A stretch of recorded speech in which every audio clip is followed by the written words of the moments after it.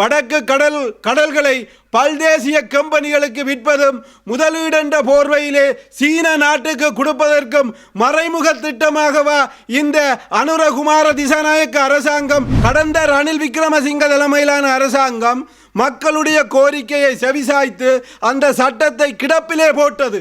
ஆனால் மக்களுக்காக செய்வேன், மக்களுடைய விருப்பத்தை நிறைவேற்றுவேன் என்று வந்த அனுரகுமார திசாநாயக்க தலைமையிலான அரசாங்கம் சத்தமில்லாமல் மீனவரை கருவறுக்கும் செயல்பாட்டை தான் பதவியேற்று ஒரு மாசத்துக்குள்ளே இதை கொண்டு வருவதன் நோக்கம் வடக்கு கடலை சீனாக்கு விற்பதற்காக என்ற சந்தேகம் எங்களுடைய கடற்றொழிலாளர்கள் மத்தியிலே எழுந்திருக்கின்றது. வடக்கு மாகாணத்தை பிரதிபடுத்துகின்ற 50,000 குடும்பங்கள், 2 லட்சம் மக்கள் சார்பாக தேசிய மக்கள் சக்தி அரசாங்கத்துக்கு தயவான ஒரு வேண்டுகோளாக முன்வைக்கின்றோம். குறிப்பாக கடந்த ரணில் அரசாங்க காலத்திலே கடற்றொழிலாளர்களுக்கு எதிராக கடற்றொழிலாளர்களை கருவறுக்கின்ற கடற்றொழிலாளருடைய காணிகளையும் வளங்களையும் பல்தேசிய கம்பெனிகளுக்கு விற்கின்ற சட்ட வரைவு ஒன்றை அந்த அரசாங்கம் கொண்டு வந்த பொழுது வடக்கு மாகாண மீனவர்கள் அல்ல, வடகிழக்கு ஒட்டுமொத்த மீனவ சமூகமும் சேர்ந்து இலங்கையிலே அந்த சட்ட திருத்தத்தை மீளாய்வுக்குட்படுத்தப்பட வேண்டும். அதிலே மீனவர்களுடைய கருத்து கேட்டு, மீனவ மக்களுடைய விருப்பத்தை கேட்டு இந்த பல்தேசிய கம்பெனிகளுக்கு கடலை விற்று பிழைப்பு நடத்துகின்ற செயல்பாட்டை நிறுத்த வேண்டும் என்று தொடர்ந்து வலியுறுத்தி வந்ததன் காரணமாக ரணில் விக்ரமசிங்க தலைமையிலான அரசாங்கம் அந்த செயல்பாட்டை நிறுத்தி வைத்து மீனவர்களோடு கலந்துரையாட வேண்டும் என்ற நிலைப்பாட்டிலே அந்த சட்ட திருத்தத்தை நிறுத்தி வைத்தது.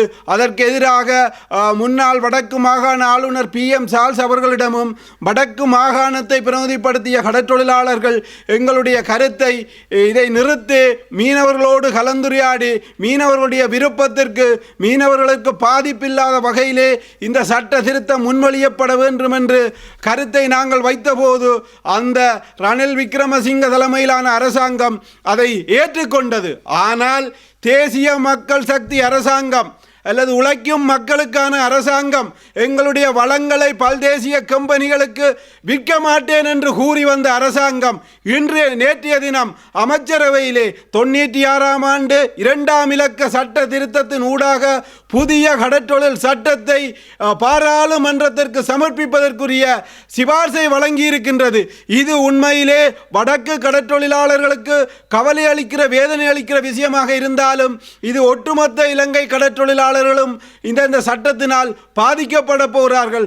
அதிலும் குறிப்பாக வடக்கு மாகாணம் அதிகமாக பாதிக்கப்பட்டு வடக்கு கடல்களை பல்தேசிய கம்பெனிகளுக்கு விற்பதும் முதலீடு என்ற போர்வையிலே சீன நாட்டுக்கு கொடுப்பதற்கும் மறைமுக திட்டமாகவா இந்த அனுரகுமார திசாநாயக்க அரசாங்கம் இந்த சட்டத்தை தான் பதவியேற்று ஒரு மாசத்துக்குள்ளே இதை கொண்டு வருவதன் நோக்கம் வடக்கு கடலை சீனாக்கு விற்பதற்காக என்ற சந்தேகம் எங்களுடைய கடற்றொழிலாளர்கள் மத்தியிலே எழுந்திருக்கின்றது.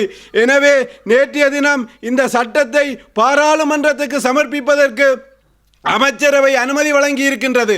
இந்த அமைச்சரவை, இந்த அரசாங்கம் மீனவர்களுடைய பிரச்சனையை தீர்ப்பதற்கு கால அவகாசம் என்று கூறுகின்ற அரசாங்கம், கடந்த ரணில் விக்ரமசிங்க தலைமையிலான அரசாங்கம் மக்களுடைய கோரிக்கையை செவிசாய்த்து அந்த சட்டத்தை கிடப்பிலே போட்டது. ஆனால் மக்களுக்காக செய்வேன், மக்களுடைய விருப்பத்தை நிறைவேற்றுவேன் என்று வந்த அனுரகுமார திசாநாயக்க தலைமையிலான அரசாங்கம் சத்தமில்லாமல் மீனவரை கருவறுக்கும் செயல்பாட்டை இந்த சட்டத்தின் ஊடாக செய்கிறது.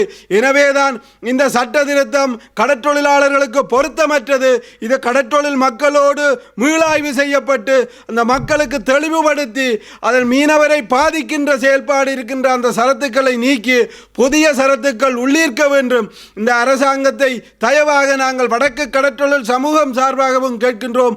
அதே போன்று ஒட்டுமொத்த இலங்கை கடற்றொழிலாளர் சார்பாகவும் இந்த சட்ட திருத்தத்தை அமைச்சரவையிலே இருந்து மீளப்பெற வேண்டும் என்ற செய்தியை நாங்கள் கடற்றொழில் சமூகமாக தயவாக உழைக்கும் மக்களுடைய கட்சி அல்லது எங்களுடைய நிலங்களை, எங்களுடைய வளங்களை பாதுகாப்பேன் என்று அரசியல் கதிரையை பிடிச்ச அனுரகுமார திசாநாயக்க அரசாங்கத்துக்கு நீங்கள் மக்களை ஏமாற்றுகிறீர்கள், ஏமாற்ற போகின்றீர்களா என்ற சந்தேகம் எங்களுக்கு எழுந்தது. அதனை நேற்றைய அமைச்சரவை பத்திரம் நிரூபித்திருக்கிறது. எனவேதான் அந்த சட்டத்தை அமைச்சரவையில் இருந்து வாபஸ் பண்ணி மீனவர்களோடு மீனவ மக்களோடு கலந்துரையாடி தெளிவுபடுத்தி முன்மொழிய வேண்டும் என்ற கோரிக்கையை நாங்கள் முன்வைக்கின்றோம். அதே போலேதான் இன்னும் ஒரு விடயம், இந்த அனுரகுமார திசாநாயக்க அரசாங்கம் இந்த சட்டத்தை மிக விரைவாக கொண்டு வருகிறது. தாங்கள் பதவியேற்ற பிறகு இலங்கை இந்திய மீனவர்களுடைய பிரச்சினை தொடர்பாக அதிகாரிகள் மட்ட 7வது கூட்டுக்குழுவை கொழும்பிலே நடத்தி, அதாவது 10ஆம் மாதம் 29ஆம் தேதி, 11ஆம் மாதம் 29ஆம் தேதி என்று 12ஆம் மாதம் 24ஆம் தேதி கிட்டத்தட்ட 2 மாதங்கள் கடக்கின்றன.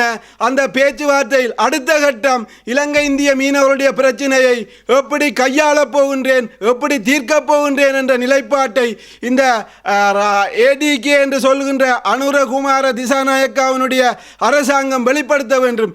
ஏனென்று கேட்டால் இந்த நீண்டகால பிரச்சனையை தீர்ப்பேன் என்று உறுதியளித்த ஜனாதிபதி இலங்கை இந்திய மீனவர்களுடைய பிரச்சினை மிக விரைவிலே தீர்க்கப்பட வேண்டும், அதற்கான அடுத்த கட்ட நடவடிக்கைகள் மேற்கொள்ளப்பட வேண்டும் என்ற கோரிக்கையையும், ஏனென்றால் இது தொடர்கதையாக இந்த மீனவர்களுடைய பிரச்சினை செல்கின்றது, அதனை தொடர்கதையாமல் செய்யாமல் இருப்பதற்கு அனுர அரசாங்கம் நடவடிக்கை எடுக்க வேண்டும் என்ற ஒரு கோரிக்கையையும், அதே போன்றுதான் நாங்கள் வடக்கு மாகாண கடற்தொழிலாளர்கள் இந்திய அரசாங்கத்தை கேட்பது, கடந்த காலத்திலே சீன அரசாங்கத்தாலே வழங்கப்பட்ட அரிசியோ வலைகளையோ புறக்கணித்த கடற்தொழிலாளர்கள் இருக்கின்றார்கள். எங்களுக்கு சீன நாட்டின் உதவியும் வேணாம், சீன நாட்டின் உறவும் வேண்டாம் என்று தீபக பிரதேசம், பருத்தித்துறை பிரதேசம், கேரநகர் பிரதேசங்களிலே குறிப்பிடத்தக்க மீனவர்கள் இந்த வலையையும் இந்த அரிசியையும் புறக்கணித்தார்கள். எங்களுக்கு சீன நாட்டினுடைய அரிசியும் வேணாம், சீன நாட்டின் உதவியும் வேணாம், சீனாவின் உறவும் வேண்டாம் என்று அவர்கள் இன்று வரைக்கும் அந்த புறக்கணிப்பை தொடர்ந்து செய்து கொண்டிருக்கின்றார்கள். அவர்களுக்குரிய அரிசியையும் வலையையும் இந்திய அரசாங்கம் வழங்க வேண்டும் என்ற ஒரு கோரிக்கையை இந்திய மத்திய அரசாங்கத்திலே நாங்கள் தயவாக கேட்டுக்கொள்கின்றோம்.